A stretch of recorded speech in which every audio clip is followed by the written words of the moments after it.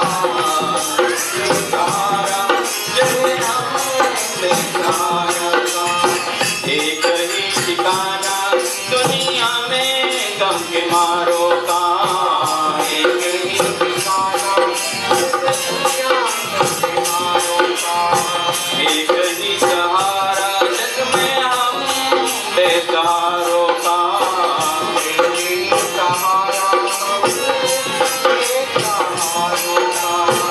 बिगड़ी मुकद्दर तुमने, बिगड़ी मुकद्दर तुमने, पल में सवारा मेरा धरानी तेरे नाम का सहारा, मेरा धरानी तेरे नाम का सहारा।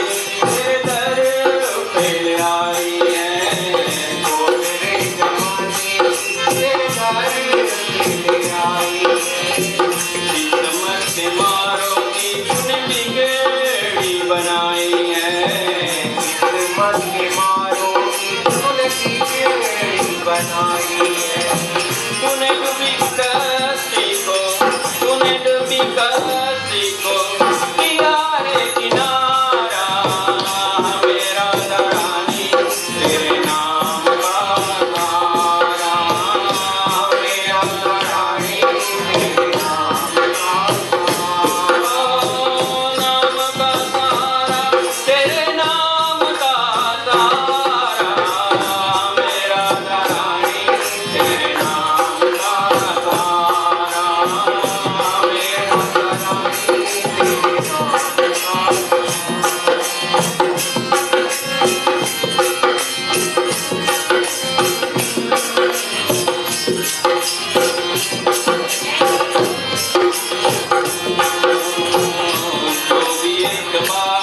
शरण आए राधा रानी की योगी एक बार शरण आए राधा रानी की बरसे कृपा उस पे सदा महारानी की बरसे कृपा उस पे सदा महारानी की योगी एक बार शरण आए राधा रानी की योगी एक बार शरण आए राधा रानी की बरसे कृपा उस पे सदा महारानी की बरसे कृपा उस पे सदा महारानी की हर लेती तुझी बंदे हर लेती तुझी बंदे करते इशारा मेरा दरानी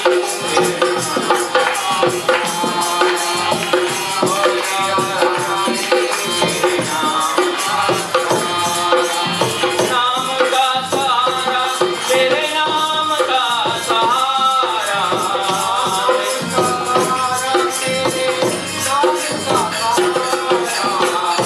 मेरा दरानी तेरे नाम का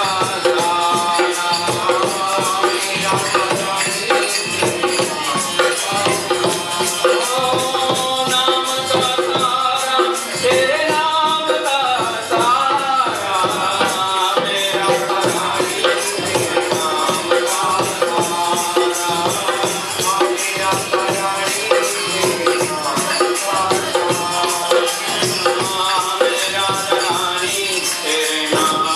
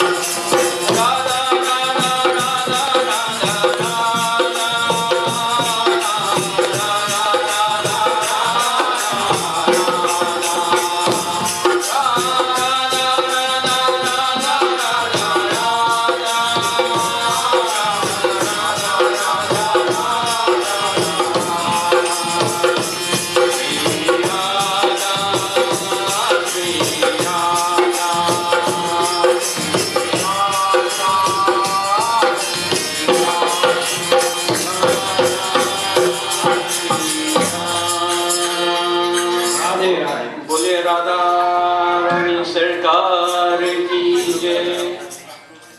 मेरी रचना माँ शेरों वाली जगदम्बे मेरी अखियों के सामने ही रहना माँ शेरों वाली जगदम्बे हम तो है जगत मैया तेरे दरबार के हम तो है जगत मैया तेरे दरबार के हम तो मैया तेरे प्यार मैया मेरा बस तेरे प्यार के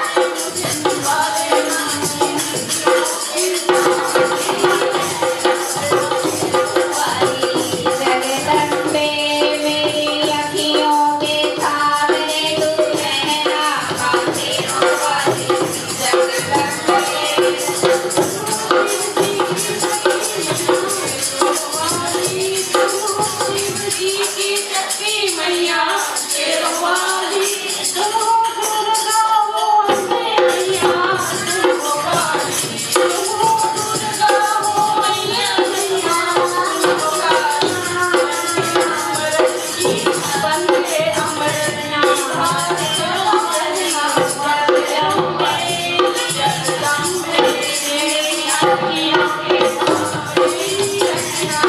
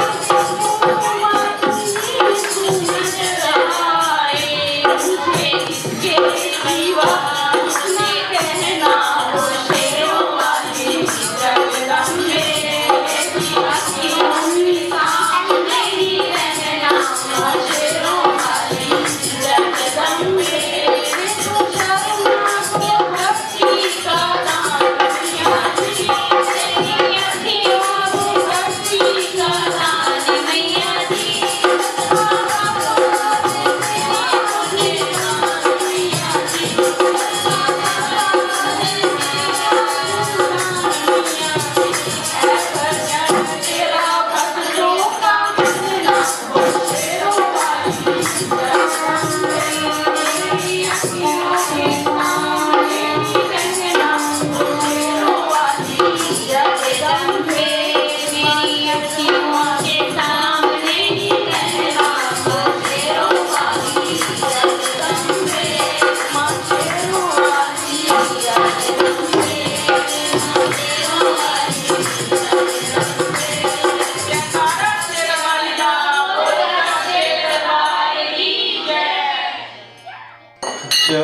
जग में जो भी मंगया तू दिता दे के जताया ना मंग एक मुकी दूजी शुरू होई मंगा मेरिया दंताया ना तीथो ए मंगला तीथो मंगला मंगा मेरिया दांत आया ना सोचना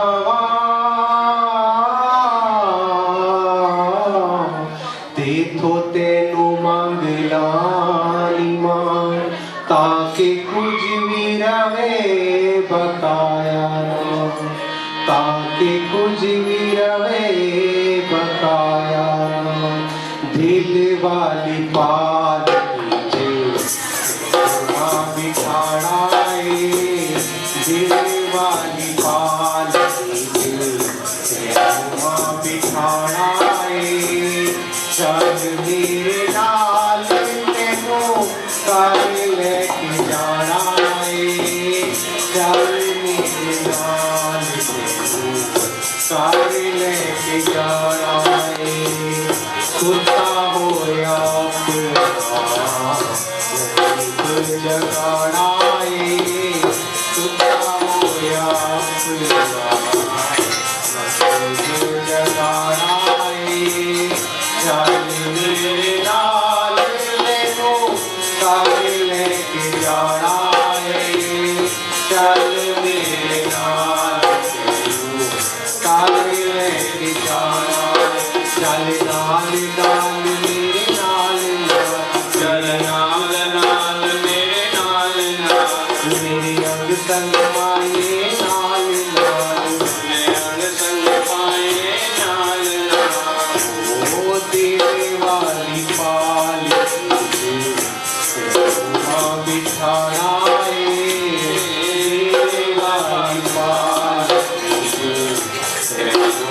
बिठाना चल मेरे नाल तेनू कर लेके जाना चल मेरे नाल तेनू कर लेके जाना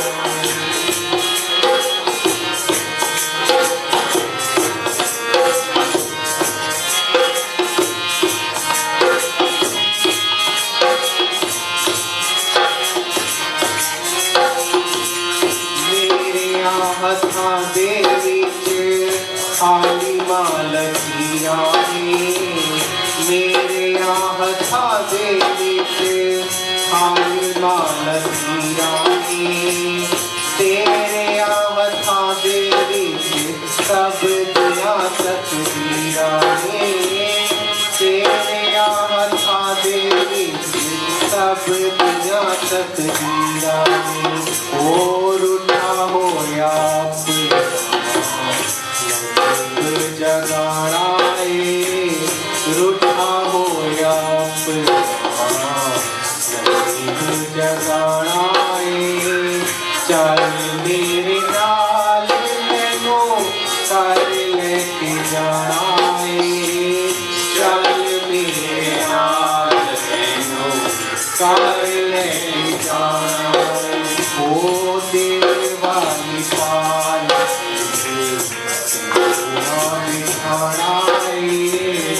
दिल वाली पाल बिठाना चल मेरे नाल मैनू कर लेके जाना चल मेरे नाल कर लेके जाना आए जन्मा तो प्यासे मेरे नैन माँ की धार दे जन्मा दे प्यासे मेरे नैन माँ की धार दे तेरे हाथ डोरी काटी डोब दे असार दे तेरे हाथ डोरी काटी डोब दे असार दे ओ दिल वाला हाल दुनाड़ाए दिल वाला हाल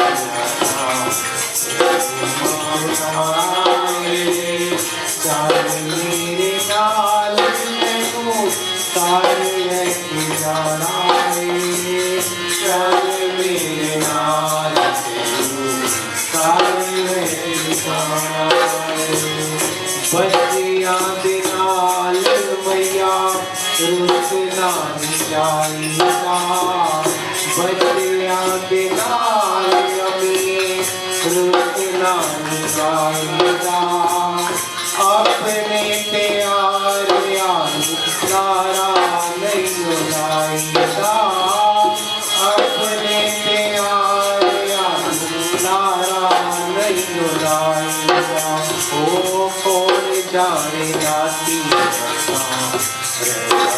के जाना कौन जाने जाती के जाना चल मेरे नाल मैनू कर लेके जाना चल मेरे नाल मैनू कर लेके जाना ओ दिल वाली पाल बिठाड़ाए चल मेरे नाल मैनू कर लेके जाना चल मेरे नाल मैनू कर लेके जाना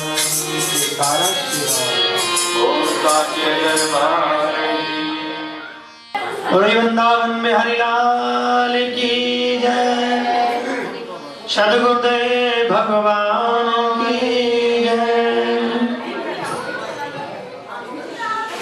कल राधा रानी का प्राकट्य हुआ, आनंद हुआ, जितने लोग आए, मैया की जैसी कृपा हुई उतने लोग बुलाए। जब तक भगवान की कृपा नहीं होती है तब तक लोग भी नहीं आते हैं। आज लग रहा था कि बहुत लोग आएंगे, हाँ उम्मीद थी कि जगह इतनी बढ़ जाएगी, जगह भी नहीं होगी। और हुआ क्या क्या, रास्ते ही बंद हैं, लोग एक एक घंटे 2-2 घंटे से घूम रहे हैं, अभी आ ही नहीं रहे। ये प्रभु की लीला बड़ी अपरंपार है। तो आज जितना संयोग है, क्योंकि वक्ता जब होता है और वक्ता के सामने भीड़ ज्यादा होती है और भाव से सुनता है, उतनी भाव निकलते हैं, उतनी कथा अच्छी होती है। और वक्ता कथा कह रहा है, कोई मजीरा बजा रहा है, कोई फोन पे लग रहा है, कोई पैर फैला रहा है, कोई कहीं बातचीत कर रहा है, कोई उठ के जा रहा है, कोई इधर उधर चल रहा है, तो वक्ता का भी मन बढ़ जाता है।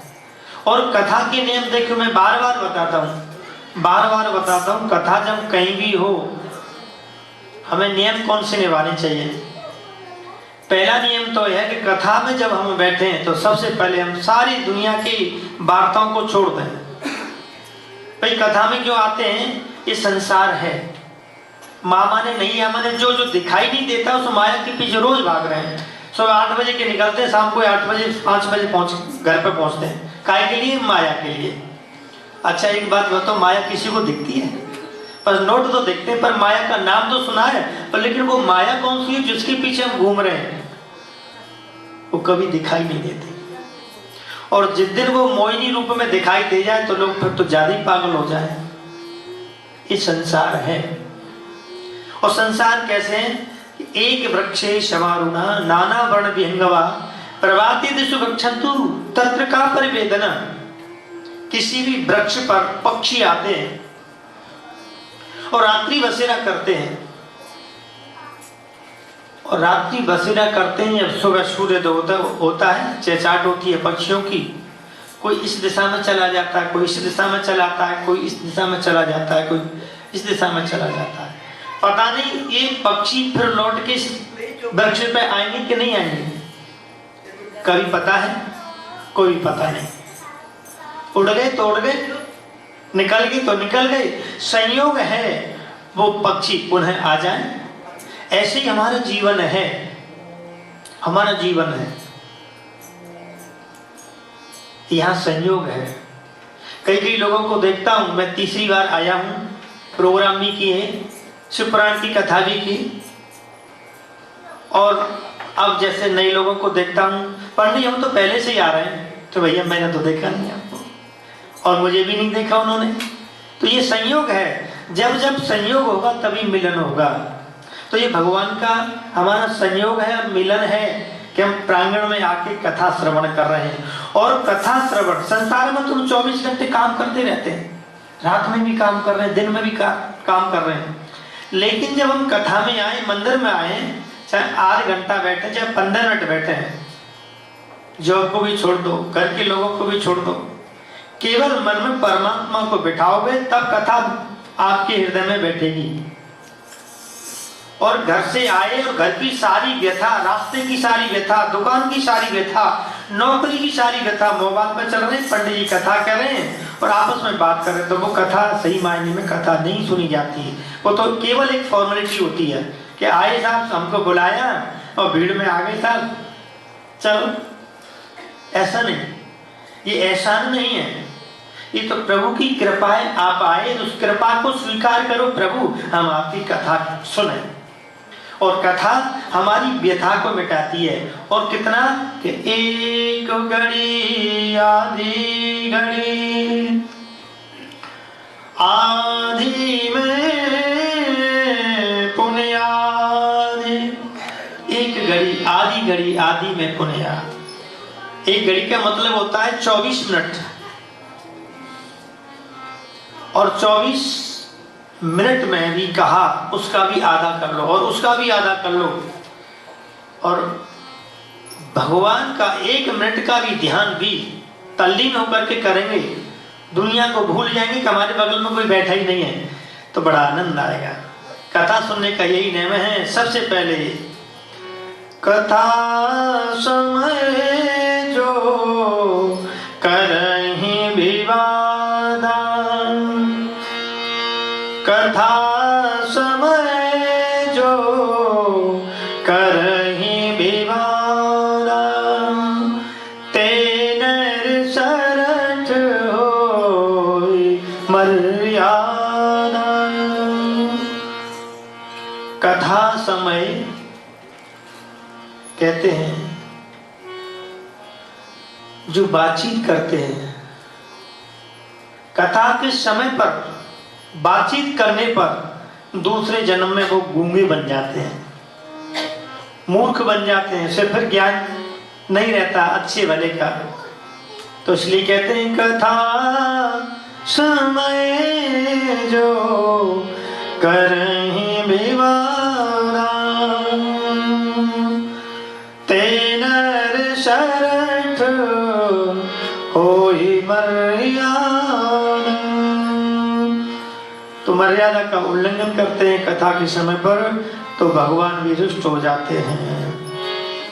तो कथा में बड़े शांत भाव से कथा श्रवण करें, ये पहला नियम है।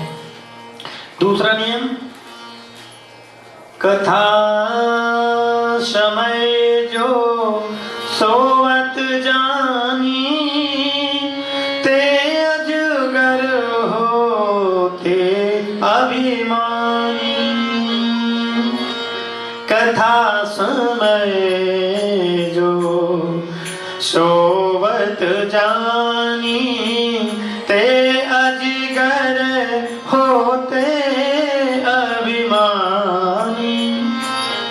कथा चल रही है, कथा के समय पर जो सो जाते हैं तो दूसरे जन्म में अजगर सांप बनते हैं। हाँ जी, आप सोचेंगे पंडित जी अपने मन से बना के तो नहीं कह रहे हैं, तो विश्राम सागर है, रामचरितमानस जैसा है, ये उसमें लिखा है चौपाइयों में। तो कथा समय जो सोवत जानी, ते अजगर होते अभिमानी। कथा के समय पर सोना नहीं चाहिए, सो जाते हैं तो दूसरे जन्म में जाके अजगर सांप बनते हैं। तीसरा नियम है, कथा समय जो बैठे उच्चासन, ते नर अर्जुन होय पापुषम। कथा की गद्दी है, कथा की गद्दी से ऊंचे बैठ करके जो कथा सुनता है वो वृक्ष बनता है। वृक्ष के अंदर जीव होता है, उसे गर्मी भी, सर्दी भी, आंधी, तूफान, हिम प्रपात, ये सब होता है, सब झेलने पड़ते हैं। और वृक्ष पर दूसरे को छाया देता है। वृक्ष की पत्तियां हरी हरी होती हैं, जब धूप भयंकर पड़ती तो मुरझा जाती हैं। वृक्ष कहता है मैं कथा सुन लेता तो फिर मैं वृक्ष क्यों बनता? क्योंकि वृक्ष जो कथा में ऊंचे आसन पर बैठ जाते हैं वो वृक्ष बनते हैं। और चौथा नियम है, तो कहते हैं कभी भी कथा में ऊंचे आसन पर नहीं बैठना चाहिए। चौथा नियम है कि कथा समय जो उपान पहने, कथा के समय पर जो जूते पहनते हैं और कथा सुन रहे हैं तो कौन बनते हैं? चौपाया। चौपाया का मतलब पशु, उसे जूते पहनने का फिर मौका ही नहीं मिलेगा। इसलिए कहते हैं अगहरणी मनोहार। ये कथा हमारी व्यथा को मिटाती है, ये कथा हमारे आगमानी पापों को मिटाती है। इसलिए कहीं भी हो, सत्यनारायण की कथा हो, शिव पुराण की कथा हो, भागवत की कथा हो, कैसी भी कथा हो, बड़े भाव से सुनना चाहिए। और आप लोगों ने तो कथाएं सुनी है, वो भागवत यहाँ पर हुई है। और देखिए श्राद्ध पक्ष आ रहा है। श्राद्ध का अर्थ होता है श्रद्धायाम, श्रद्धा, और श्रद्धा से अपने बुजुर्गों के लिए हम तर्पण करें। श्राद्ध के जो 16 दिन आते हैं और 16 दिन में हमारे देवता ऊपर से नीचे पृथ्वी लोक पर आ जाते हैं। और पृथ्वी लोक पर जब आते हैं तो हम उनके लिए तर्पण करते हैं, ब्राह्मण भोजन कराते हैं, दान करते हैं, मंदिरों में जाके कथा करवाते हैं, तर्पण करवाते हैं। और अगर श्राद्ध के महीने में अगर भागवत जिसने करा ली तो उसकी 7 पीढ़ी तर जाती है। क्यों?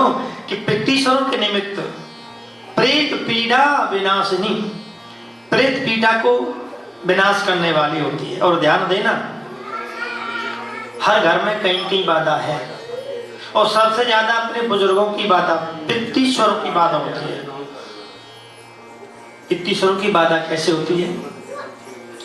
जिनके घर में संतान की बाधा, संतान लेट हो रही हो तो समझ लो प्रेत बाधा, हमारे बुजुर्गों की बाधा। जिनको सपने में पानी दिखे तो समझ लो प्रेत बाधा। जिनको सपने में ऊंट, बैल, सांप, गंगा नदी, यमुना नदी दिखाई दे तो समझ लो प्रेत बाधा। और जो सपने में ट्रेन की यात्रा करे, बस की यात्रा करे, प्लेन की यात्रा करे तो समझ लो प्रेत बाधा। और सपने में जो उड़े, ऐसे उड़ना तो स्वप्न में उन्नति का कारक होता है, लेकिन ये वायु का कारक होता है। हमारे जो देवता हैं वायु रूप में रहते हैं, पितृषण। तो जो सपने में ज्यादा उड़ता है तो समझ लो घर के देवता बड़े बूढ़े रूठ रहे हैं हमारे। और रूठते क्यों हैं? जिन्होंने कभी भी अपने पितृषणों के निमित्त श्राद्ध नहीं किया, तर्पण नहीं किया, ब्राह्मण भोजन नहीं किया, मंदिर में कभी दान नहीं किया, मंदिर में कभी उनके नाम से कोई भी चीज पत्थर नहीं लगवाया, कोई दान नहीं दिया, कोई लंगर नहीं कराया, किसी को भोजन नहीं कराया, तो पितृषण रुष्ट हो जाते हैं।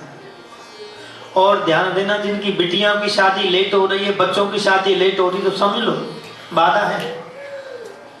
और घर में सब रोगी हैं, और भी कारण है, बेटा भी, नाती भी, दादी भी, दादा भी, माता और पिताजी, सब पूरे घर में बीमार पड़े हो, कोई दवाई नहीं लग रही है, तो समझ लो प्रेत बाधा। अब जब 16 दिन आते हैं और 16 दिन में हम श्रद्धा से, भाव से अपने पितृषणों के निमित्त अगर हम दान पुण्य और भजन पूजन करते हैं और श्रीमद् भागवत की कथा कराते हैं, तो जो समझ लो सोने में सुहागा, वो तृप्त हो जाते हैं। और तृप्त जब होते हैं तो फिर वो आशीर्वाद देते हैं कि हमारे भाई, हम किसी को पूछेंगे नहीं, हमारे सब लोग हैं। अब हम बाहर चले जाते हैं, पहचान के हैं, हम सब लोगों को फोन करते तो पंडित जी याद करते हैं। आप लोग भी कभी कभी फोन कर लेते हैं तो अरे भैया मुझे सब याद करते हैं। तो याद करते हैं तो एक रिदम बनी रहती है, एक भाव बना रहता है, एक प्यार बना रहता है, एक प्रेम बना रहता है, और उससे लगन लगी रहती है। तो फिर रुष्टता नहीं होती है। रुष्टता तो वही होती है कि भूल गए, 6 महीने तक आए, फिर देखा हम तो बहुत बड़े आपके सगे हैं। वैसे 6 महीने तक कोई भी नहीं पूछ रहा है, साल भर से कोई भी नहीं पूछ रहा है, और जब आए अरे साहब हम भी कह रहे आप तो अपने हैं, हमसे भी कोई कहा आप अपने हैं, तो वो तो केवल फॉर्मेलिटी है। तो कहते हैं श्राद्ध के महीने में कोई भागवत भी कराता है तो उनको अनंत गुना फल मिलता है। और आगे 29 तारीख से श्राद्ध पक्ष लगने वाले हैं, और सबसे निवेदन है अपने पितृषणों के लिए जो जा चुके हैं उनके लिए तर्पण करें, यज्ञ करें, अनुष्ठान कराएं, भागवत कराएं, तो कल्याण होगा। वृंदावन बिहारी लाल की जय। क्योंकि देखिए हमारे जो बुजुर्ग होते हैं साक्षात देवता होते हैं, और यहाँ का रूल तो कुछ अलग ही है। यहाँ तो बच्चे बस 16-18 साल से बस अलग हो जाते हैं, पता ही नहीं रहते। लेकिन अपने इंडिया, और सब आप लोग इंडिया से ही निकले हुए हैं, आए हुए हैं, वो भी संस्कार आपके अंदर प्रविष्ट हैं, उन संस्कारों में आप लिप्त हैं। अब 2-2 संस्कार में लिप्त हो जाते तो आदमी की गड़बड़ हो जाती है, दुधारू तलवार हो जाती है ना, और वहां की निभाएं कहीं यहाँ की निभाएं, तो परिस्थिति हो जाती है। लेकिन अपने बुजुर्गों के लिए, और बुजुर्ग जो क्या सलाह देते, भले ही बच्चों को अच्छी न लगे, लेकिन वो बहुत अकाट्य सत्य होती है। कभी कभी बुजुर्ग कहते हैं तो कभी लगता है बार बार टोकते हैं, बार बार रोकते हैं, लेकिन वही चीज उनकी हमारे लिए बहुत अच्छी होती है। कभी भी बुरा नहीं मानना चाहिए। बोलिए भक्तवत्सल भगवान की जय। यम ब्रह्मा वरुणेन्द्र रुद्र मरुता स्तवन्ति दिव्यस्तवै वेदै साङ्गपदक्रमोपनिषदै गायन्ति सामगा ध्यानावति तद्गतेन मनसा पश्यन्ति योगिनो यस्यान्तं न विदुः सुरासुरगणा देवाय तस्मै नमः, देवाय तस्मै नमः। प्रभु से हमें ये प्रार्थना करनी चाहिए, प्रभु हमें ऐसा संत जीवन में मिले, ऐसे लोग मिले जो भगवान से मिला दे। मेरा तार हरि से जोड़े ऐसा कोई संत मिले। मेरा तार हरि से जोड़े ऐसा कोई संत मिले। मेरा हरि से जोड़े ऐसा कोई संत मिले। मेरे मन की व्याधा मोरे ऐसा कोई संत मिले। मेरे मन की बाधा मोरे ऐसा कोई संत मिले। मेरा तार हरि से जोड़े ऐसा कोई संत मिले। मेरा तार हरि से जोड़े ऐसा कोई संत मिले। भटकत भटकत मार्ग नहीं मिलता।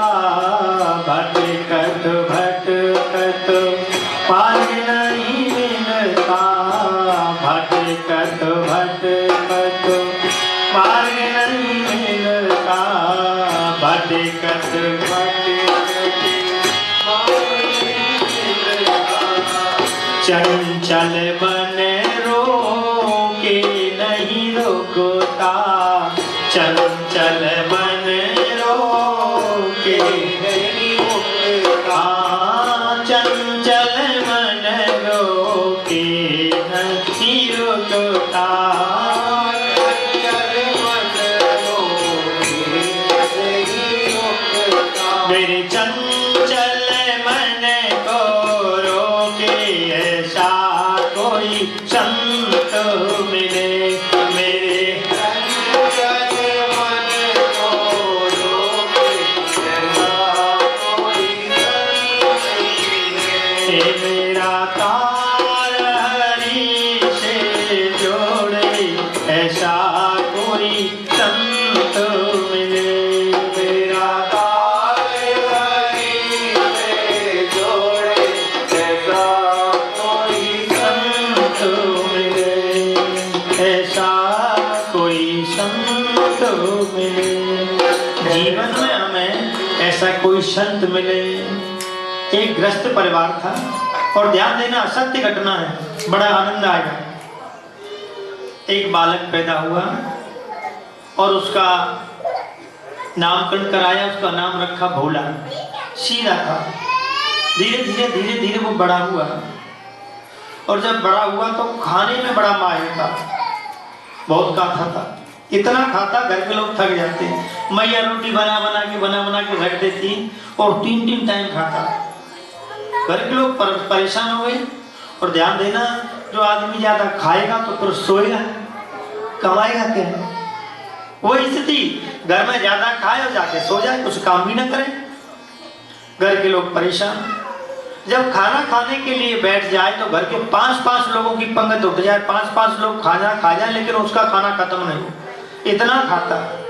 और ध्यान देना, प्रभु ने जिसके लिए जितना खाता खोल दिया उसको उतना ही मिलेगा। क्या उसका उतना ही खाता है ना। अब जितना खाता, घर के लोग परेशान हो गए और बड़ा हो गया, काम कुछ नहीं करता। और काम कुछ भी नहीं करता तो घर के लोगों ने उसे भगा दे, जाओ, कोई काम भी धंधा नहीं है तुम्हारे पास और कहां से लाए तुम्हारे लिए खाने के लिए इतना। अब बेचारा वो हृष्ट पुष्ट था, बड़ा हो गया तो निकल गया। फिर लौट के घर आ गया। घर वालों से कहा कि देख लो, सोच लो, भाई मुझे छोड़ के आप गलती कर रहे हो, मुझे निकाल रहे हो। कहा नहीं, आप निकलिए यहाँ से। तो माँ बाप ने भी निकाल दिया। बड़ा हो गया था, समर्थ हो गया, लेकिन कमाता कुछ भी नहीं। बच्चों को भैया थोड़ा सा पकड़ गया, बस थोड़ी देर की कथा है, थोड़ा माइंड डाइवर्ट हो जाता है। बोलिए भक्तवत्सल भगवान की जय। अब तो वो बालक क्या हुआ, निकल गया और सबसे पहले कहा, एक आश्रम दिखाई दिया। माइक महंत जी बैठे थे, मोटे ताजी। दूर से ही देखा, ये महंत जी तो बड़े मोटे लग रहे हैं, ये भी खूब खाते होंगे। क्यों कहते हैं ना, जैसी जिसकी भावना होती है उसको वैसा ही प्राणी चाहिए, और जिसका मन जैसा हो वो अपने मन जैसा ढूंढेगा। तो चरस पीता है तो चरस वाला ही ढूंढेगा, गांजा पीता है तो गांजे वाला ही, ड्रिंक करता है तो ड्रिंक वाला ही ढूंढेगा। भैया बीड़ी है क्या, तो बीड़ी वाला बीड़ी को ढूंढेगा, अपने संगे साथी ढूंढेगा। तो उसने देखा कि बाबा हैं, जाकर के देखूं, नमस्कार की, महाराज आप कौन हैं? कहा कि मैं इस आश्रम का महंत हूँ। अच्छा महाराज, हमें शिष्य बना लो, बन जाओ। इतने में तो और मोटे ताजी शिष्य और निकल आए, और जैसे ही निकले तो हो देख करके कह रहे जो भी मोटे थाली है, कौन है आपके? महंत जी ने कहा ये हमारे शिष्य हैं। तो मैं भी आपका शिष्य बन जाऊं? बेटा बन जा। तो सेवा क्या करनी पड़ेगी? तो कहा सेवा में केवल जो काम मिल जाए कर लो, नहीं तो खाना खाओ को। यहाँ 2-2 3-3 पंगतें लगती हैं, भंडार चलता है। अब तो बड़ा खुश हो गए, यहाँ तो खाने के लिए खूब मिलता है। अब तो गुरुजी मैं क्या 2 पंगतों में बैठ सकता हूँ? हाँ 2 में बैठ, 3 में बैठ। अब तो बालक आ गया और गुरुजी ने कहा कि देखो जो जो काम दिखाई दे, अगर कोई प्राणी किसी भी प्राणी को देख रहा है, कार्य कर रहा है, तो उससे पूछे भैया मेरा कोई कार्य है, मैं कुछ हेल्प करवाऊं, उसे बहुत कहते हैं सहयोग कहते हैं। कई कई आदमी कहने से करते हैं, कई कई कहने से भी नहीं करते हैं। तो वो बंदा खाता पीता खूब आराम से रहता और आश्रम में रह जाता। गुरुजी ने कहा बेटा हमारे यहाँ एकादशी होती है, कुछ नियम है वो फॉलो करने पड़ेंगे, ठीक है। अब हुआ क्या, अब सुबह को उठा और सुबह उठते ही भूख लगती थी, भयंकर भूख लगती थी। अब उसे भूख लगी तो न चूल्हा जला, सब अपने भजन में लगे, और भजन में लगे तो परेशान हो गया। गुरुजी के पास गया और शिष्यों के पास गया, भैया आज कहा है, आज तो कुछ खाने के लिए भी नहीं बन रहा, चूल्हा वूल्हा भी नहीं जल रहा, लकड़ी भी नहीं जल रही, आज तो आटा भी नहीं उतरा, क्या है? महंत जी ने कहा बेटा आज एकादशी है, तो यहाँ पर आश्रम में नियम है, जो रहता है उसको एकादशी का व्रत करना पड़ता है। और एकादशी का अर्थ होता है हमारी 5 ज्ञानेंद्रिय, 5 कर्मेंद्रिय और 1 मन, इसको बस में करना ही एकादशी का व्रत है। और महंत के पास में बैठ गया, दुखी हो गया, महाराज एकादशी का व्रत वो बज रहा है, एकादशी का व्रत आप अपने और चेलों से करा महाराज, हमसे तो नहीं होगा, हमको तो बहुत भूख लगती है। महंत जी ने कहा नहीं, हमारे यहाँ तो जो लोग रहते हैं वो सब एकादशी का व्रत करेंगे। बोला महाराज आप हमसे एकादशी का व्रत करवाओगे तो हम द्वादशी कल की देख नहीं पाएंगे, कल की द्वादशी नहीं देख पाएंगे हम, तो क्या करें महाराज? महाराज ने कहा तो एक काम करो, तुम रोटी बना लेते हो। श्रीमन नारायण नारायण नारायण हरिमन नारायण नारायण सत्य नारायण नारायण नारायण मंत्री नारायण नारायण हरिमन नारायण नारायण नारायण हरिमन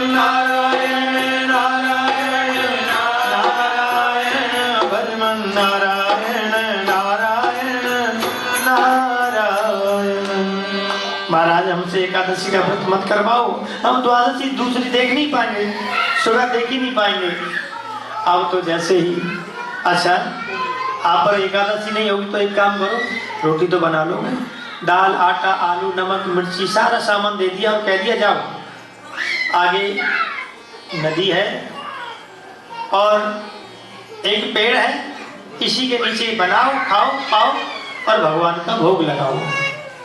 और भगवान का भोग लगाना, अब तो भोला भगत था बेचारा, गया और जाकर के पहले तो उसने प्रसादी बनाई, और प्रसादी पर जब बनाई तो कौरे गुरुजी ने कहा था कि भगवान का भोग लगाना। अब तो प्रभु को पुकारा, हे प्रभु भोग लगाइए। मेरे गुरु ने कहा था राजा राम आइए मेरे राम आइए मेरे भोजन का भोग लगाइए,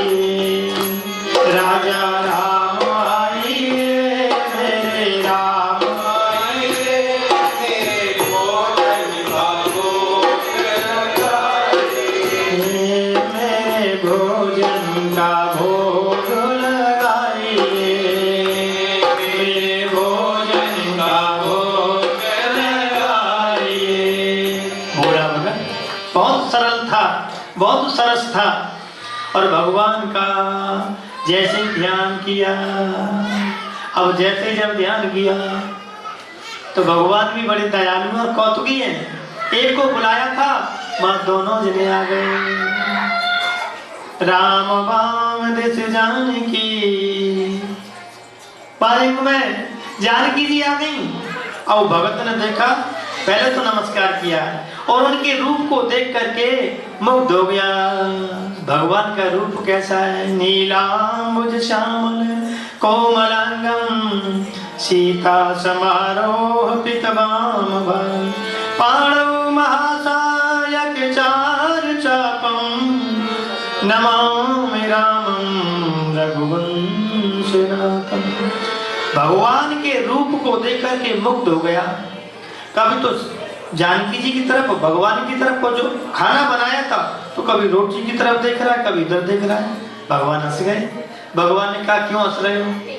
कि देखिए, मैंने तो एक को बुलाया था, अब दो आ गए, अब खाना इतना है, लेकिन मन तो करता है कि मैं आपको खिला दूं। और आपके शरीर को देख के, आपके रूप को देख करके मेरा मन मुक्त हो गया। ऐसा लगता है कि सारा खाना आप ही। एकादशी आदि तो मेरी हो ही जाएगी, अब दो लोग आ गए तो उनको भोजन कराया। और भोजन कराने के बाद क्या हुआ, भगवान वहां से अंतर ध्यान हो गए और वो फिर अपने गुरुजी के यहाँ पर शाम को चला गया। लेकिन ये लीला नहीं बताई कि भगवान भोग लगाने के लिए आए।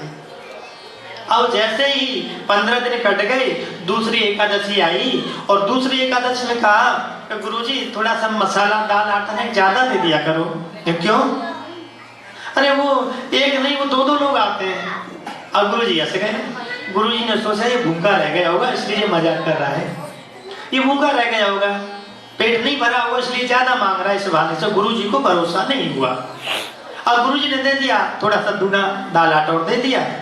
अब जैसे ही खाना बनाया और बनाने के बाद फिर भगवान से प्रार्थना की। पहले तो राम से प्रार्थना की थी और जब साथ में सीता जी आ गई तो उसने कहा कि प्रभु जल्दी आइएगा, आप दोनों ही आएंगे। तो प्रार्थना करने लगा, राजा राम आइए, सीता राम आइए, मेरे भोजन का भोग लगाइए। राजा राम आइए, सभी मिलकर के बोले, मेरे भोजन का भोग लगाइए। राजा आइए, मेरे भोजन का भोग लगाइए। राजा राम आइए, सीता राम आइए, मेरे भोजन का भोग लगाइए। मेरे भोजन का भोग लगाइए। उस चेले ने भोजन बनाया और सोचा दो ही लोग आएंगे। अब इसमें भगवान ने और कौतुक कर दिया, ये तीन तीन आ गए। राम वाम दिस जानकी, लखन दाहिनी ओर। अब तो दाहिनी ओर लक्ष्मण जी भी आ गए और जैसे ही लक्ष्मण जी आए तो खाने की तरफ देख रहे हैं, तीन तीन खाना हमारे दो कर लो। अब कैसे? अब तो प्रभु से पूछने लगे, प्रभु ये कौन है और ये कौन है? कहा ये तो हमारी पत्नी है, धर्म पत्नी, और ये हमारे भैया हैं। अच्छा आपके भैया हैं, मैंने सोचा कहीं और कोई तो नहीं। अच्छा खास भैया है आपके? भगवान बोले हाँ खास भैया है। लगता तो नहीं है, स्वभाव से भी नहीं लगता और चेहरे से भी नहीं लगता कि आपके खास हैं। प्रभु बोले कहाँ, ये मेरे खास ही हैं। अब हुआ क्या, प्रभु एक बात बताओ, मेरे गुरुजी ने तो कहा था कि भगवान का भोग लगाना, मैंने तो एक का ठेका लिया था, आप पूरे परिवार को लेके आए हैं तो मैंने ठेकेदारी नहीं ले ली आपके पूरे घर की। प्रभु अब एक बात बताओ, मैं क्या करूं? मेरी एकादशी वैसे ही आधी हो जाती है, आप एक की बजाय दो ले आते, दो की जगह तीन ले आते। प्रभु आप पक्का बता दो, अब भोग तो लगा ही लीजिए आप और खाना खा लीजिए। प्रभु बड़े भाव से खाना खिलाया और खाना खिला करके प्रभु एक बात बताओ कितने आएंगे पहले बता दो, मैं वही व्यवस्था करूंगा। भगवान हंस गए। भगवान ने कहा हाँ हम आ जाएंगे, प्रभु जल्दी आना, मुझे भूख बहुत लगती है। अब भगवान वहां से अंतर ध्यान हो गए। लक्ष्मण जी को थोड़ा बुरा सा भी लगा कि देखो मेरी कितनी क्रिटिसाइज करा के जी साथ में आगे भगवान ने हमें कहां फंसा दिया है। अब जैसे ही भोला भगत फिर चला गया, गुरुजी को कुछ भी नहीं बताया। और गुरुजी को जब बताया नहीं, अब फिर एकादशी आई। और एकादशी जब आई तो गुरुजी से बोला, गुरुजी देखो आपने बताया था एक भगवान को भोग लगाने, वहां तो बहुत लोग आ जाते हैं और मैं भूखा रह जाता हूं, तो थोड़ा सा दाल आटा और ज्यादा बढ़ा दो, 8-7 सेर कर दिया करो। अब गुरुजी समझ गए ये आटे को बेच देता होगा, दाल को बेच देता होगा, अब तो ये बेईमानी पे उतर आया। गुरुजी ने सोचा ठीक है, अपने चेलों से कह दिया कि एक काम करो, सामान तो खूब दे दो उसको, पर लेकिन देखें तो सही ये करता क्या है, ये माल तो ले जाता है, करता क्या है। अब क्या हुआ कि दूना सामान लेकर के अब पहुंच गया नदी के किनारे, और नदी के किनारे बैठ करके पेड़ के नीचे बैठा है। आज उसने भोजन नहीं बनाया, दाल आटा सब सामान सूखा रखा है। अब तो सोचने लगा पहले देख लूं कितने लोग आएंगे जब भी बनाऊंगा। अब तो उसने प्रारंभ किया, हे प्रभु आइए भोग लगाइए। भोजन नहीं बनाया, और भोजन नहीं बनाया भगवान को पुकारने लगे, राजा राम आइए मेरे भोजन का भोग लगाइए, राजा राम आइए सीता राम आइए मेरे भोजन का भोग लगाइए।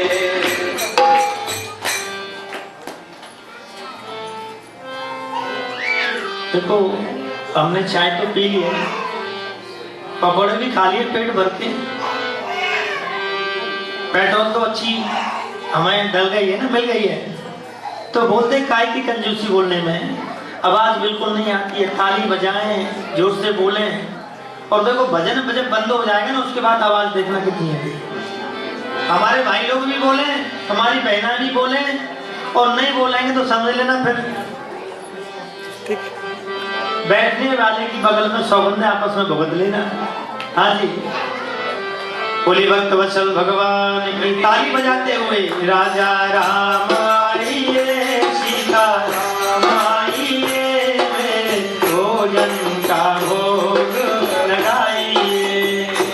अभी आवाज नहीं आ रही है, सीता राम आइए मेरे भोजन का भोग लगाइए, मेरे राम आइए सीता राम आइए मेरे भोजन का भोग लगाइए, मेरे राम आइए सीता राम आइए मेरे भोजन का भोग लगाइए, मेरे राम आइए लक्ष्मण राम आइए मेरे भोजन का भोग लगाइए, राम आइए लक्ष्मण राम आइए मेरे भोजन का भोग लगाइए।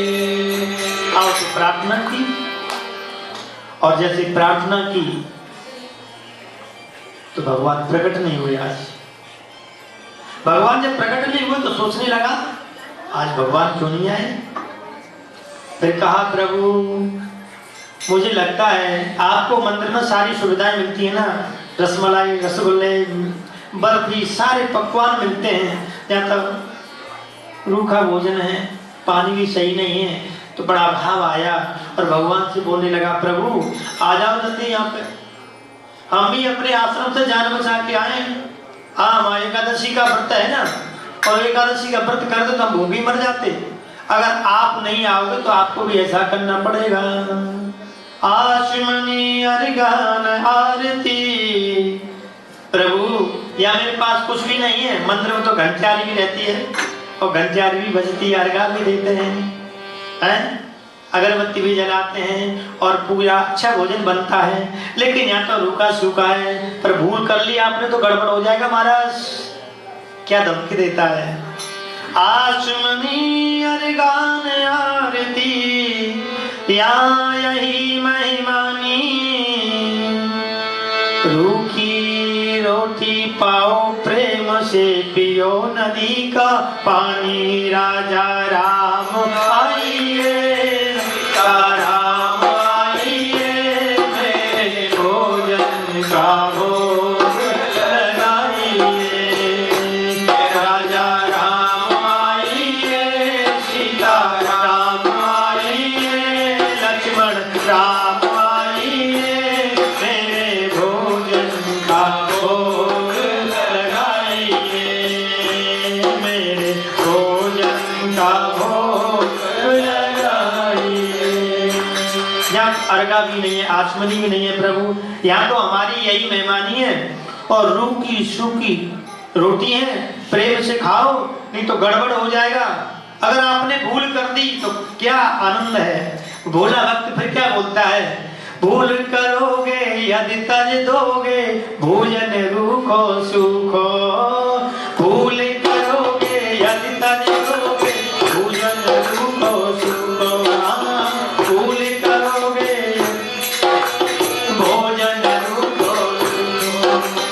एकादशी आज मंदिर में बैठे रहोगे भूखे भागी, एकादशी है आज मंदिर में भूखे रहोगे बैठे राजा राम आइए सीता राम आइए मेरे भोजन का भोग लगाइए राजा राम आइए सीता राम आइए मेरे भोजन का भोग लगाइए हे राजा राम आइए सीता राम आइए मेरे भोजन का भोग लगाइए मेरा राम आइए सीता राम आइए मेरे भोजन का भोग लगाइए। अब तो क्या कहता है प्रभु, मन में एकादशी है, माँ भूखे बैठे रहोगे जान बचा के मैं भी आया हूँ, आ जाओ इधर ही, जो है खा लो नहीं तो फिर आपको कुछ भी नहीं मिलेगा। भगवान इतने में प्रकट हो गए और जैसे ही प्रकट हुए तो वहाँ कौन कौन आ गए, हनुमान जी भी आ गए, भरत शत्रुघ्न सभी आ गए। अब तो जैसे ही जब सबको देखा तो ऐसे करके बैठ गए, भगवान हंसने लगे, क्यों भैया तूने आज खाना भी नहीं बनाया। मैं क्यों बनाया कि तुम्हारी तो पूरी फौज आ गई, हमें कुछ खाने के लिए नहीं बनेगा मिलेगा तो खाए को बनाए, बनाओ खाओ पियो। भगवान हंस गए। इधर मैं कह दिया मोते नहीं बनत बनाए, भोजन आप बनाओ अपने, ओ जी भोजन आप बनाओ अपने, मोते नहीं बन तो बनाए, भोजन आप बनाओ अपने। और तो भगवान त्रिलोकीनाथ है वो, उनसे भी कह दिया भोले भगत ने, प्रभु आप भोजन बनाओ, हमारे पास बनाने की कोई व्यवस्था नहीं है। और इधर में क्या हुआ, कह दिया बहुत दिन न संग पायो, मोते नहीं बनत बनायो, तुम नहीं तजत सुबानी आपनी, हम कहते समझायो। हमने बार बार कहा था कि कितने आएंगे, आप तो बताते नहीं थे, आप तो लाइन लगाते चले जाते थे। और फिर कह दिया कि नर नारिन की कासे कहिया, एक बानर हूँ संग लाए। अरे हम तो ये सोच रहे थे आदमी आएंगे, आप तो बानर भी लेकर के आ गए, अब किस किस के लिए मैं बनाओ, मैं नहीं बनाऊंगा। आओ तो चुपचाप बैठ गया। इधर में सीता जी, जानकी जी ने क्या किया, जानकी जी ने रसोई तैयारी करने लगे। इधर में भरत जी, लक्ष्मण जी, और लक्ष्मण जी भरत जी क्या कर रहे हैं। और ध्यान देना रामचरितमानस में चौपाई है विश्व भरण पोषण कर जोई, विश्व भरण पोषण कर जोई, विश्व भरण पोषण कर जोई, ताकर नाम भरत यश होई, ताकर भरत होई। जिसका नाम लेने से विश्व का भरण पोषण हो जाता है, रोजगार चलने लग जाते हैं, नौकरी लग जाती है। इस चौपाई का भाव है, जो प्राणी इस चौपाई का जाप करता है, विश्व भरण पोषण कर जोई, ताकर नाम भरत अस होई। इस चौपाई का तुलसी माला से जाप करता है कि मेरा व्यापार अच्छा चले, मेरी नौकरी अच्छी लग जाए, तो इससे इसका फल मिलता है। अगर जिसकी नौकरी में बाधा आ रही है, व्यापार में रुकावट हो रही है, इस चौपाई का जाप करेंगे, उसका कारोबार चलेगा। क्योंकि भरत का नाम लेने से विश्व का भरण पोषण होता है। और भरत का नाम क्या है, अर्थ क्या है? भा भरत, जो भक्ति करता है, और रति, और जो तर जाता है। भगवान राम और तर, कहते हैं राम और सीता, इनका नाम लेकर के जो हृदय में बिठा लेता है वो भरत है। जो भक्ति करता है अपने बड़े भाई के, वो भरत है। इस भरत का नाम लेने से हमारा व्यापार चलने लगता है। तो भरत जी क्या करने लगे? भरत जी भंडारे बनाने लगे, ए जी भरत जी भंडारे बनाने लगे, हाँ भरत जी भंडारे बनाने लगे, भंडारे बनाने लगे। चुन चुन के लकड़ी लखन लाल लाने लगे, चुन चुन के लकड़ी लाने लगे, भरत जी भंडारे बनाने लगे, भरत जी भंडारे बनाने लगे। अब तो भरत जी क्या कर रहे हैं? तैयारी कर रहे हैं। लक्ष्मण जी लकड़ी लेकर के आ रहे हैं और हनुमान जी अपनी पूंछ से सफाई कर रहे हैं। और ध्यान देना बड़ी मार्मिक चीज है, जब हम खाना खाते हैं और खाने की जो जूठन यहाँ पर पड़ जाती है, वो जगह अशुद्ध हो जाती है, और जगह पर बैठ के फिर भजन करते हैं तो वो भजन कारगर नहीं होता है। यहाँ कभी कभी हम अपने भाइयों से कहते हैं, भैया यहाँ झूठा मत करो, यहाँ खाना मत खाओ, यहाँ पानी मत पियो। और दो कारण हैं, जब वहाँ यहाँ पर झूठन करेंगे तो शक्ति क्षीण होती है। अकाट सत्य है, मंदिर में बैठ करके मंदिर के भगवान के सामने न तो जोर से बात करें, न हल्ला मचाएं। ये शास्त्र का प्रमाण है।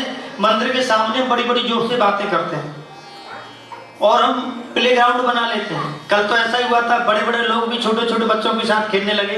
मैं भैया हाथ जोड़ के प्रार्थना की, ये भगवान है। 2-3 बजे मैंने 2 बजे सहन करा दिया। प्रार्थना की थी मैंने बस कि आप तो बड़े हैं, बच्चा खेल रहे हैं आप उनके साथ में। मैं ये प्ले ग्राउंड नहीं है, ये भगवान का मंदिर है। इसमें हमेशा शांत बैठना चाहिए और जितना हो जितनी भगवान की भक्ति करनी चाहिए, जितना भजन करना चाहिए और उतना हो सत्संग करना चाहिए। संसार की बात तो बिल्कुल नहीं करनी चाहिए।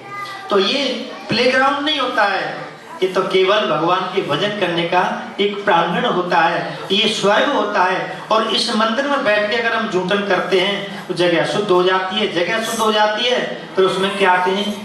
कीड़े भी आ जाते हैं। कीड़े फिर गंदगी करते हैं, गंदगी करने से वो जगह अशुद्ध हो जाती है। और जब अशुद्ध जगह हो जाती है तो फिर आप बैठेंगे तो फिर आप भी अशुद्ध हो जाएंगे और आपके मन में भी अशुद्धता के भाव आएंगे, फिर अच्छा भाव नहीं रहेगा।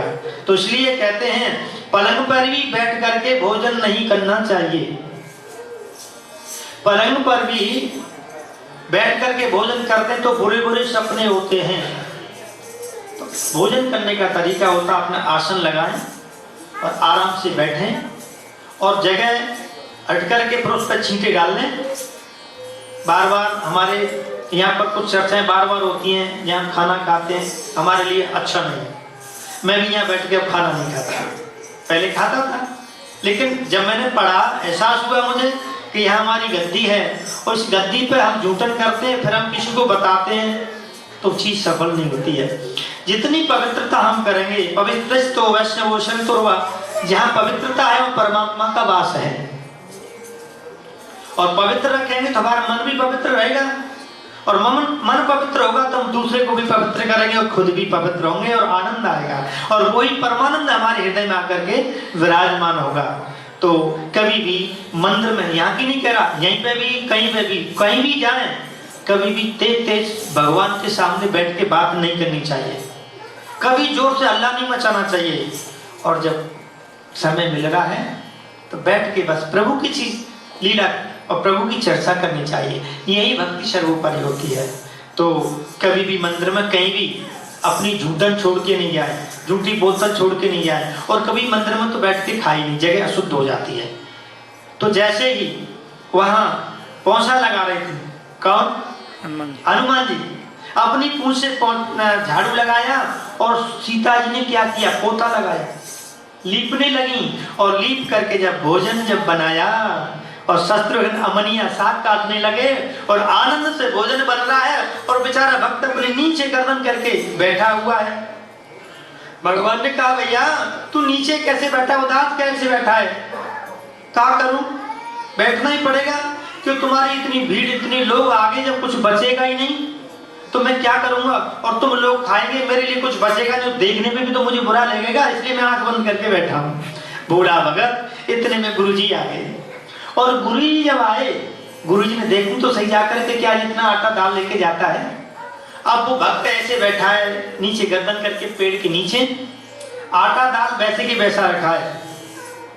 अब तो जैसे ही गुरुजी आए और गुरुजी को देख करके, बेटा भोला क्या बात है, कैसे बैठा है? अब तो दौड़ लगाई, गुरुजी बचाओ बचाओ, तुमने तो इतने भगवान मेरे पीछे लगा दिए, झुंड के झुंड भगवान आ गए।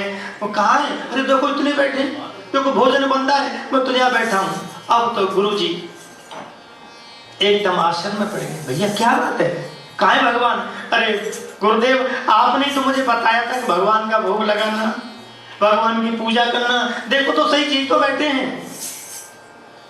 अब तो गुरुजी बोले, बेटा मुझे दिखाई नहीं दे रहे हैं।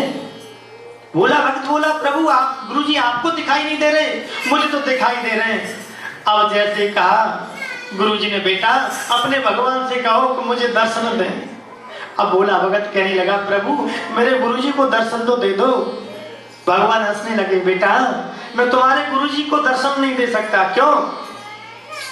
बोला भक्त, बोला कि गुरुजी की वजह से तो आप ही मिले, मेरे गुरुजी तो बहुत योग्य हैं, विद्वान हैं। भगवान ने कहा, तेरे गुरुजी बहुत विद्वान है, लेकिन सरल नहीं है। तू बहुत सरल है बेटा, तू सरल के भाव से मैं तुझे दर्शन देने के लिए आ गया। अब तो जैसे ही उस भगत ने कहा, प्रभु मेरे गुरुजी को दर्शन दे दो। अब तो गुरुजी और रोने लगे, आंखों से आंसुओं की धार बहने लगी। गुरुजी सरल की तरह तरल बन गए, आंखों से आंसुओं की धार बहने लगी। हे प्रभु मुझे क्षमा करिएगा। कभी कभी भक्तों के जरिए से गुरुओं को दर्शन हो जाते हैं, और कभी कभी गुरु के भाव से भक्तों को दर्शन हो जाते हैं। इसलिए कहते हैं, भाव के बस में है भगवान, भाव के बस में भगवान, भाव के बस में भगवान, भाव के बस में भगवान। अब तो गुरुजी सरल बन गए, तरल बन गए, और चेला से कहा, बेटा तू धन्य है, जीवन में ऐसा शिष्य बनाना चाहिए जो गुरु को भी दर्शन करा दे।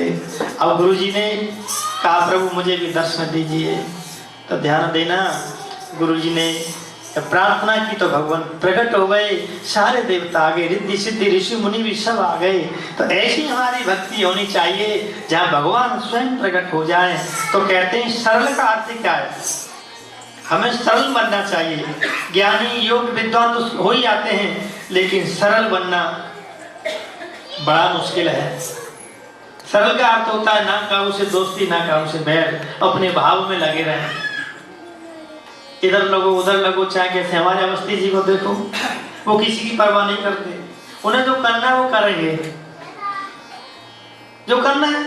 कोई नहीं बोल रहा है तब भी बोलेंगे, कोई फोन नहीं कर रहा तब भी फोन करेंगे, क्यों? उनका भाव है। सबके अलग अलग भाव है, सबकी अलग अलग रुचि है। तो सरल बनना बड़ा मुश्किल है। और सरल का अर्थ होता है सामान्य सीता, और रामाने राम, और लामाने आप ही बताओ, लक्ष्मण। सरल, जब हम सरल बनेंगे, सामान्य सीता, रामाने राम, लामाने लक्ष्मण, तो हम तीनों के दर्शन कर लेंगे। बोले भक्त वत्सल भगवान की जय, वृंदावन बिहारी लाल की जय। इसलिए कहते हैं मेरा तार हरि से जोड़े, ऐसा कोई संत मिले। मेरा तार हरि से जोड़े, ऐसा कोई संत मिले। मेरा तार हरि से जोड़े, ऐसा कोई संत मिले। मेरे चंचल ऐसा कोई संत मिले। मेरे चंचल मन को रोके, ऐसा कोई संत मिले। बोले भक्त वत्सल भगवान की जय। जीवन में हमें यही प्रयास करना चाहिए, कभी किसी को बुरा न लगे, कभी किसी को दुख न हो। जितना मिले सहयोग करें और बड़े प्रेम से रहें। और देखिए बड़ा आनंद सुबह तो लग रहा था कि बस इतने ही लोग हैं। धीरे धीरे भगवान ने कृपा की है। और देखिए कथा हमारी हम यही विराम करते हैं। सच्चे मन से कथा भक्तों की सुनते हैं तो हमारे अंदर भाव उमड़ता है और फिर हम ऐसे ही भक्त बन जाते हैं। तो देखिए समय भी हो चुका है और थोड़े थोड़े बच्चे भी हैं, भूखे होंगे। ज़्यादा और मैं लंबी कथा करूँगा तो फिर कहेंगे पंडित नहीं। हाँ, तो एक छोटा सा भजन। हाँ, बोलिए कृष्ण कन्हैया लाल की जय। सभी तन्मय होकर के ताली बजाते हैं। और ध्यान देना, देखिए आज तो भीड़ है ना, आज आनंद है। हमारे भाई लोग भी हैं तो हमारी बहनाएं भी हैं। तो कल की देखिए बधाइयां कभी थी ना, राधा रानी जन्म सुन आई, कीरत मैया दे दो बधाई।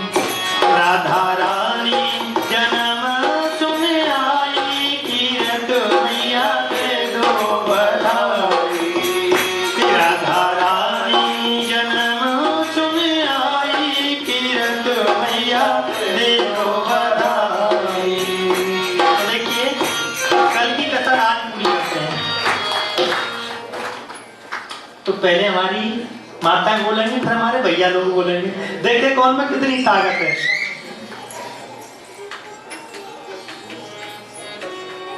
ब्रजवानी जी से आकर के सखियां कहती हैं, बाबा बधाई हो, बधाई हो, बाबा बधाई हो, बाबा बधाई हो, मैया बधाई हो। आवाज कम आ रही है, तेज नहीं आ रही। मैया बधाई हो, मैया बधाई हो, मैया बधाई हो, मैया बधाई हो। लाली आपके यहाँ आई। अब हमारे भाई लोग बोलेंगे कितनी आवाज देते हैं। आप बरसाने में हैं और बरसाने में जाके बाबा ब्रजवानु जी से, मैया कीर्ति से बधाइयां मांग रहे हैं। हमारे भाई लोग बोलेंगे कम मत पड़ जाना, मैं आपके साथ हूँ। आप तो इनके साथ था ना, अब आपके साथ हूँ। बाबा बधाई हो, बधाई हो, बाबा बधाई हो, बधाई हो। देखो कितनी आवाज आई है, क्या बात है। बाबा बधाई हो, बाबा बधाई हो, मैया बधाई हो, भैया बधाई हो, मैया बधाई हो। भैया बधाई हो। बहुत बहुत बधाइयां, सबके लिए शुभकामनाएं। अब सब मिल करके बोलेंगे, बोलिए राधा रानी की जय, बोलिए ब्रजभानु जी की जय, बोलिए कीरत मैया की जय, बोलिए आज के भक्त मंडली की जय, और आज के लंगर की जय। बोलिए कृष्ण कन्हैया लाल की जय। बहुत बहुत शुभकामनाएं। बड़े भाव से आपने कथा श्रवण की और भक्तों की कथा में सुननी चाहिए। और भक्तों की कथा जब सुनते हैं तो हमारे अंदर भाव उमड़ता है, वो भगवान के प्रति भाव उमड़ता है। आइए एक सुंदर भजन, उसके बाद हमारे पंडित जी आएंगे, वो भोग गाएंगे, फिर आनंद से फिर भोग आरती। बोलिए कृष्ण कन्हैया लाल की, बंकी बिहारी की देखी छटा, बांके बिहारी की देखी छटा, मेरो मन है गयो लता पटा, बांके बिहारी की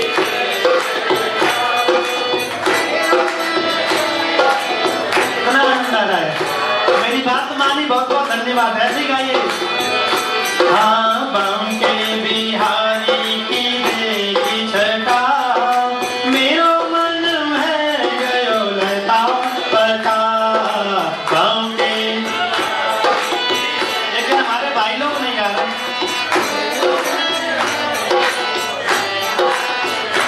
हाँ, कब से खोजूं बनवारी को, कब से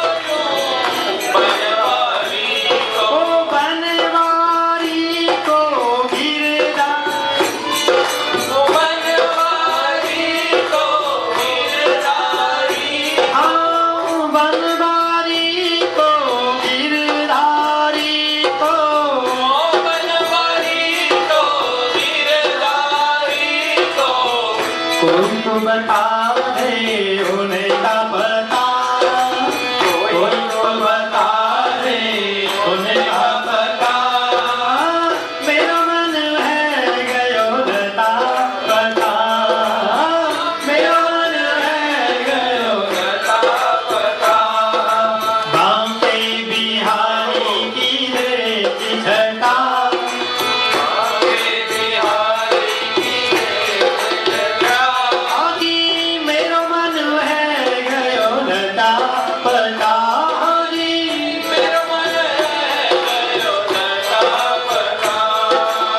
मोरी मुकुट श्यामल तन धारी, मोर मुकुट श्यामल तन धारी, करे मुरली अधर सरी प्यारी, करे मुरली अधरन सरी प्यारी, करे मुरली अधरन भर प्यारी, कमर में बांधे तीनों पटा, कमर में बांधे तीनों पटा, मेरो मन है गयो लता पटा, मेरो मन है गयो लता पटा, बांके बिहारी की देखी छटा, बांके बिहारी की देखी छटा।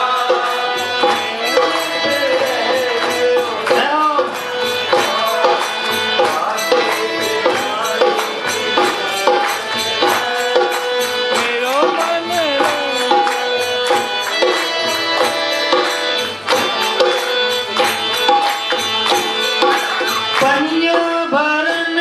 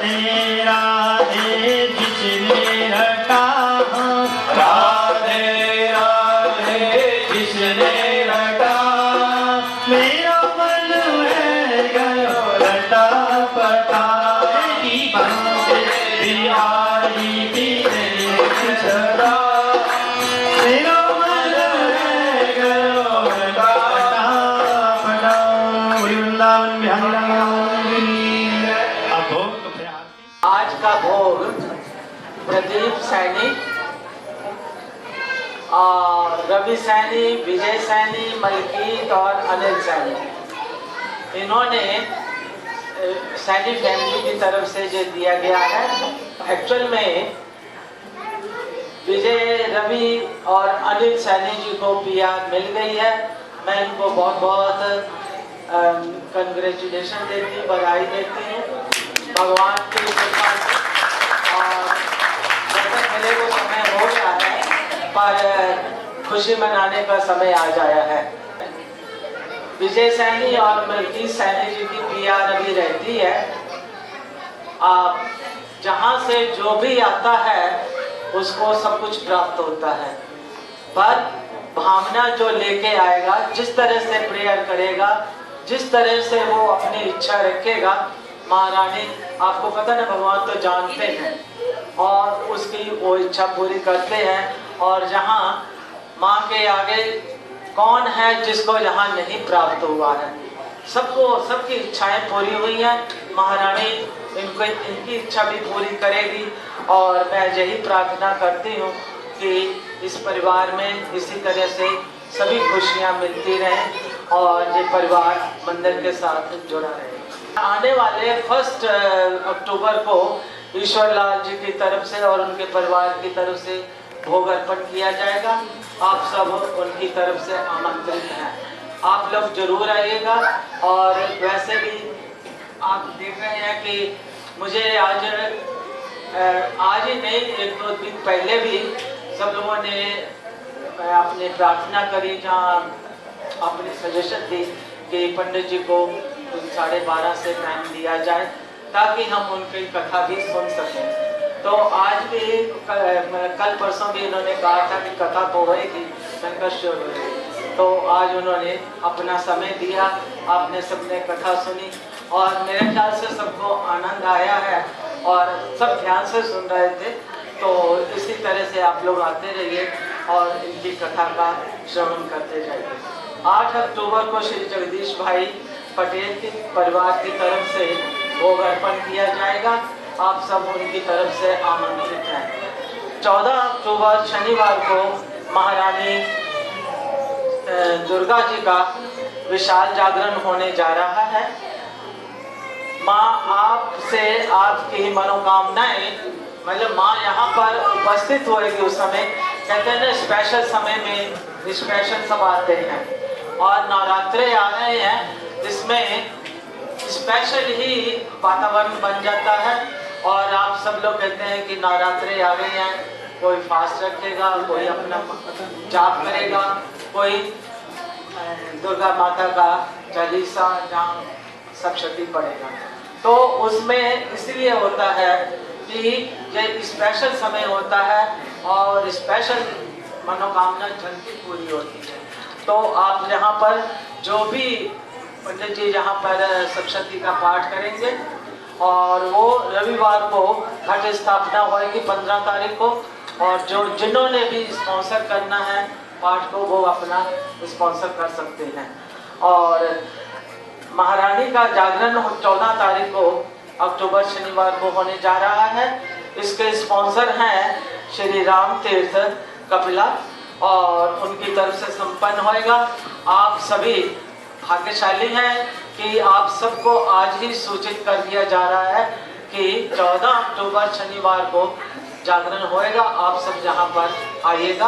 और क्योंकि सबका तो मेरे पास फ़ोन नहीं है और ना मतलब व्हाट्सएप पे भेज सकती हूँ, कृपया नीचे रजिस्टर रखा अपना नाम, फ़ोन नंबर, ईमेल आप रख लीजिए, तो हम जरूर सबको फ्लायर भेज देंगे। और शुक्रवार 20 तारीख को 20 अक्टूबर को प्रदीप पूनम शर्मा की तरफ से चौकी है। और शनिवार 21 तारीख को आदित्य मूर्ति परिवार की ओर से चौकी होएगी। इस तरह से नवरात्रों में 1 जागरण और 2 चौकी होंगी। आप सभी जो है उस दिन जरूर आइएगा।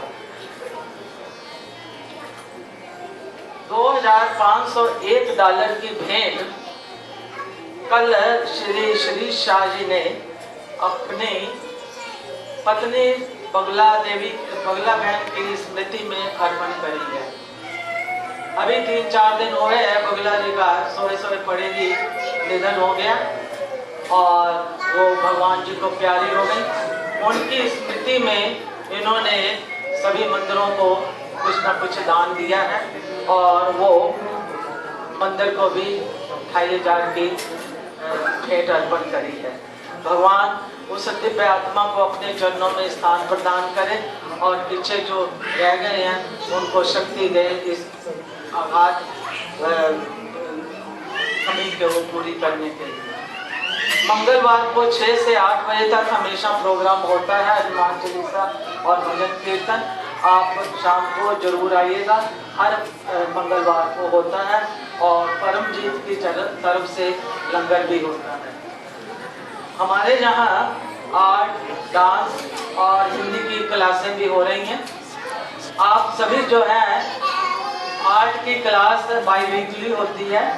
आप छोटे छोटे बच्चे जो इस समय इस तरह से कूद रहे थे, कर रहे थे, अगर आप ऊपर बैठाते तो वो आर्ट भी सीखते और फिर डांस की क्लासें जो छोटी छोटी यहाँ डांस कर रही हैं वो ऊपर प्रॉपर सीख सकती हैं। और इनको आप लोग लेके आइए, जहाँ पर हर रविवार को 12 से 1 डांस की क्लास और 11 से 12 आर्ट की क्लास होती है।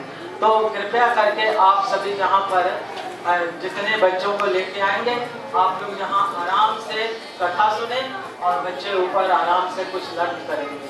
तो मेरी यही आप सबसे प्रार्थना है, आप भी सीखेंगे और उनको भी कुछ सिखाएंगे ताकि अपनी भारतीय संस्कृति हम लोग को सबको आनी चाहिए।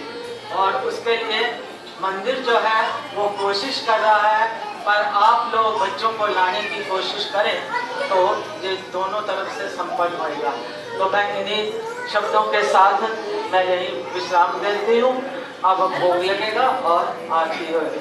और वृंदावन बिहारी लाल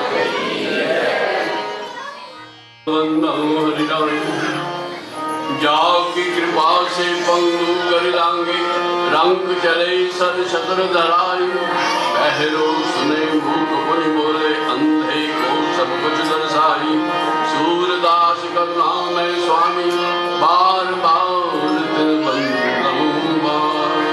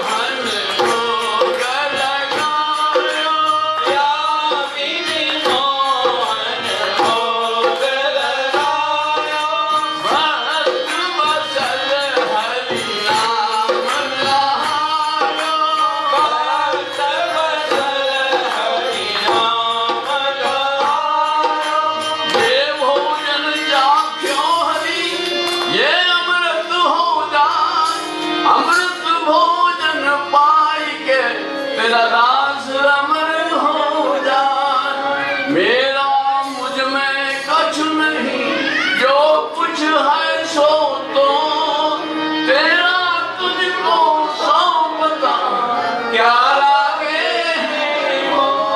ना कुछ किया न कर सकूं, ना कुछ करने हो, जो कुछ किया प्रभु आप किया, आप ही करने दो। दर्श दयो महाराज, यदि सानू दर्श दयो, दर्श दयो महाराज, यदि सानू दर्श दयो।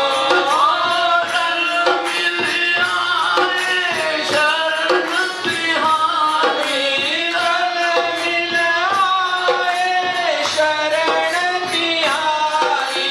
लाखों लाज प्रभु जी हमारी, लाखों लाज हरि जी हमारी। आन पड़े तेरे द्वार, अचु सनु दर्श दयो। आन पड़े तेरे द्वार, अचु सनु दर्श दयो। खोल दयो महाराज, मंदिर खोल दयो। खोल दयो महाराज, मंदिर खोल दयो। बोले सियापति रामचंद्र भगवान की जय, उमापति महादेव की जय, पवन सुत हनुमान की जय। बोलो भाई साहब संतन की जय, बोलिए श्री सतगुरु महाराज की जय। जयकारा शेरा वाली दा, बहुत साचे दरबार की जय। जयकारा शेरा वाली दा, बहुत साचे दरबार की जय। जयकारा लाटा वाली दा, बहुत साचे दरबार की जय। जयकारा चिंतपूर्णी माई दा, बहुत साचे दरबार की जय। 80 4 84 घंटिया वाली माता ਤੁਹਾਡੀ सदाई जय। एक सूचना है कि जहाँ का जो भी प्रोग्राम होता है वो YouTube पर हिंदू मिशन ऑफ कनाडा के नाम से आप खोलिए, तो उसमें हमारे प्रोग्राम सभी आते हैं, आप देख सकते हैं। आज का प्रोग्राम भी आप देख सकेंगे। धन्यवाद। ओम जय जगदीश हरे, स्वामी जय जगदीश हरे।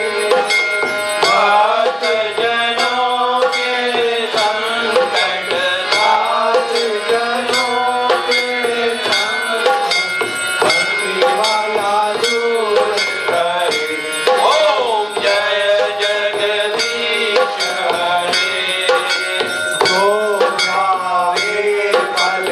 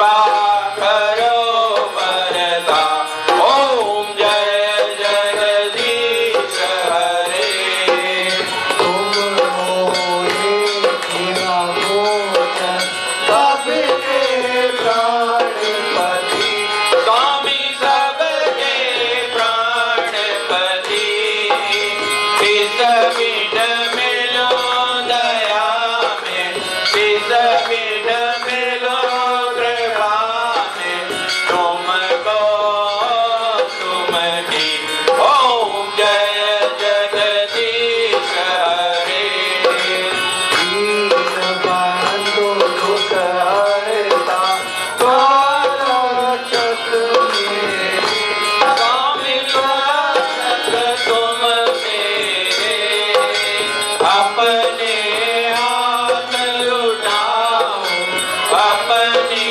शरण लगाओ द्वार परम तेरे ओम जय जगदीश हरे विषय विकार मिटाओ पाप हरो देवा स्वामी कष्ट हरो देवा श्रद्धा भक्ति बढ़ाओ श्रद्धा प्रेम बढ़ाओ संतन की सेवा ओम जय जगदीश हरे तन मन धन सब है तेरा स्वामी सब कुछ है तेरा तेरा तुझको अर्पण प्रभु का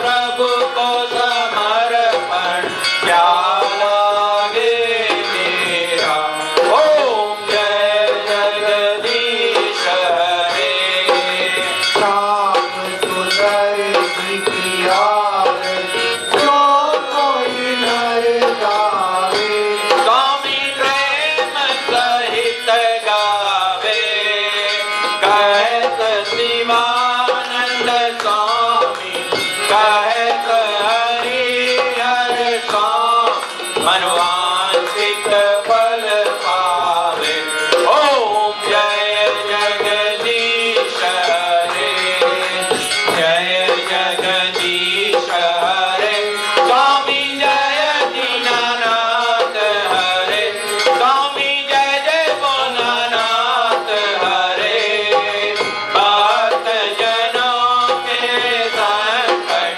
दास जनों के अवगुण बंसी वाला दूर करे ओम जय जगदीश हरे जियातम केशवम राम नारायणम कृष्ण दामोदरम वासुदेवम भजे श्रीमदं माधवं गोपिका वल्लभं श्री जानकी नायकं श्रीरामचन्द्रं भजे राधिका नायकं श्रीकृष्णचन्द्रं भजे तमेव माता पिता तमेव तमेव बन्धु सखा तमेव तमेव वीर्या द्रविणं तमेव तमेव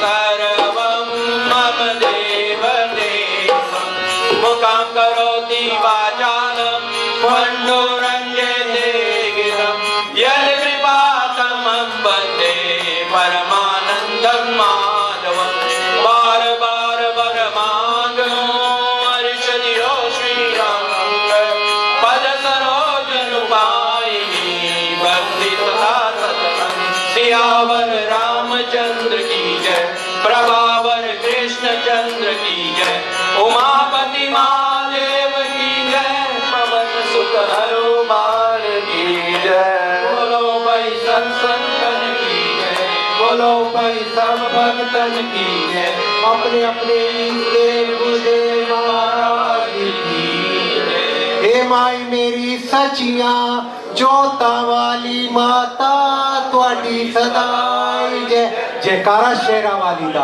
और साचे दरबार की जय। धर्म की आवाज नहीं आ रही है। धर्म की अधर्म का प्राणियों में विश्व का सनातन धर्म की, भारत देश की, कनाडा देश की, गंगा मैया की, यमुना मैया की, यशोदा मैया की, कृष्ण कन्हैया की, बलदाऊ भैया की, भोले बाबा की, हनुमान जी महाराज की, बसवान जी महाराज की, कीर्ति मैया की, आज के आनंद की, भक्त मंडली की, मोर मुकुट बंसी बारे की, आज के लंगर की। जय जय श्री राधे, जय जय श्री राधे श्याम, जय जय श्री राधे श्याम। हर हर महादेव। हर हर महादेव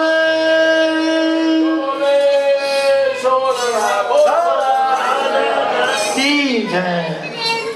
सर्वे भवन्त सुखिना, सर्वे सन्तु निरामया, सर्वे भद्राणि पश्यन्तु, मा कश्चित् दुःखभाग् भवेत्। ॐ शान्ति शान्ति शान्ति। ॐ नमः पार्वती पतये। हर हर ज्ञान का जप। I will make them move. I'll go down. I can see it. Look, everybody. Come on, go down and look at it. Radhe Radhe